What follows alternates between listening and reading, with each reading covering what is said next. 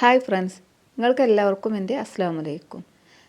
കിച്ചണിൽ നമ്മൾക്ക് അറിയേണ്ടുന്ന കുഞ്ഞു കുഞ്ഞു കാര്യങ്ങളാണ് ഞാൻ ഇന്നത്തെ വീഡിയോയിൽ കാണിക്കുന്നത്. അപ്പോൾ നമ്മൾ സാധാ ചോറ് പ്രഷർ കുക്കറിൽ വെക്കണമെന്നുണ്ടെങ്കിൽ ഇതുപോലെ വെള്ളവും അരിയും ഒപ്പം വേവിച്ചിട്ട്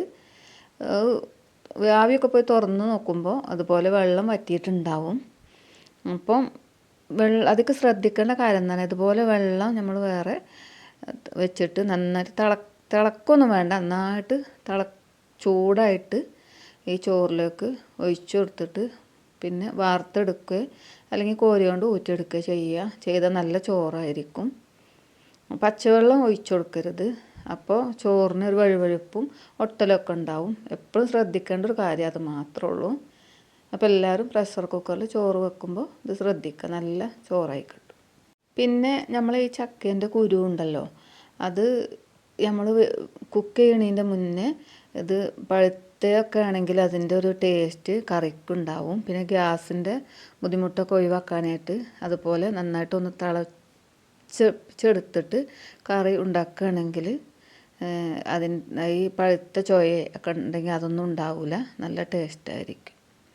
പിന്നെ പുളി നമ്മൾ കറിയൊക്കെ മീൻ കറിയൊക്കെ ഉണ്ടാക്കാനായിട്ട് നേരത്തെ വെള്ളത്തിലിടാം. ഇതുപോലെ വൈകിട്ട് മറന്നിട്ടുണ്ടെങ്കിൽ ഇതുപോലെ ഇത്ര വെള്ളത്തിൽ ചൂടാക്കിയിട്ട് പിന്നീട് പച്ചവെള്ളം ഒഴിച്ചിട്ട് പിഴിഞ്ഞെടുത്താൽ.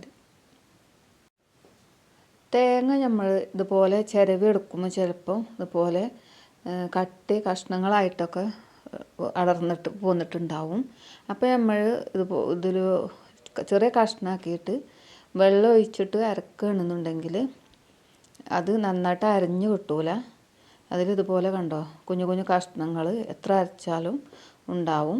അപ്പോൾ നമ്മൾ ഇത് വെള്ളം ഒഴിക്കുന്നതിന് മുന്നേ ആദ്യം ഒന്ന് മിക്സിയിലിട്ടിട്ട് ഒന്ന് അരച്ചെടുക്കുക, എന്നിട്ട് വെള്ളം ഒഴിച്ചു കൊടുത്താൽ മതി.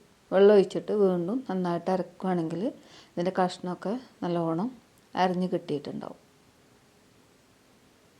കണ്ടോ, ഇതുപോലെ ഇങ്ങനെ വെള്ളമില്ലാതെ ആദ്യം ഒന്ന് അരച്ചെടുക്കുക, എന്നിട്ട് പിന്നെ വീണ്ടും പിന്നെ വെള്ളം ഒഴിച്ചിട്ട് അരച്ചു കൊടുത്താൽ മതി. ആദ്യം തന്നെ വെള്ളം ഒഴിക്കുമ്പോൾ അതിൽ നന്നായിട്ട് അരഞ്ഞ് കിട്ടൂല.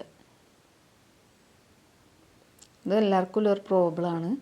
അപ്പോൾ ഇത് ഇങ്ങനെ ചെയ്യുക.